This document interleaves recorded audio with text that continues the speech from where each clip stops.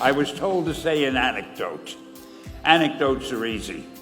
So I thought to myself, what kind of anecdote can I tell these people who really have more important things to do? And I figured I'm going to tell you how Spider-Man came into being. It's a true story, although sometimes it's hard even for me to believe it. We had already done the Fantastic Four and I think maybe the X-Men, I can't remember the order, but my publisher came to me and he said, Stan, I want you to come up with another superhero. I thought, what can I come up with now? And the most important thing in a superhero at first is the superpower. Once you get that, everything else comes along. So I thought, what power will I give a new guy?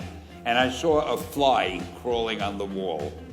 And I said, hey, if I could get a superhero that could stick to walls and crawl on them, man, that would be cool. So I thought that was good. Now I needed a name. So I said, well, let's see, Fly Man, Mosquito Man. I got down to Spider-Man. Spider-Man. It just sounded dramatic. So, okay, I had my hero, I had his power, his name, and then I figured just for fun, I'm going to give him personal problems. Then I thought I'd make him a teenager, because there were no teenage superheroes that I knew of at the time.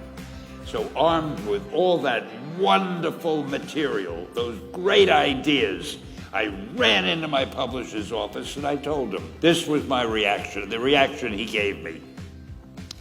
Stan, that is the worst idea I have ever heard.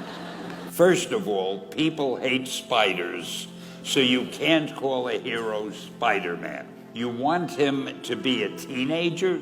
Teenagers can only be sidekicks.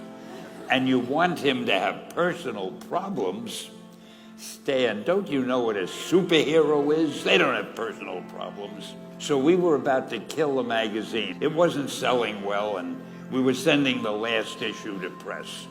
When you do the last issue of a magazine, nobody cares what you put in it because the book is dying.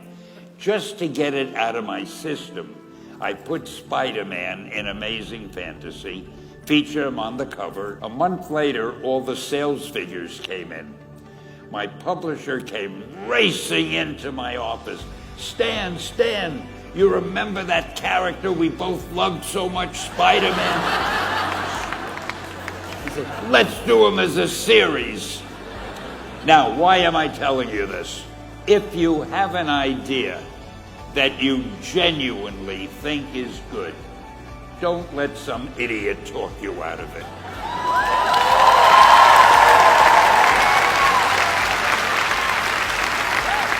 If there is something that you feel is good, something you want to do, something that means something to you, try to do it.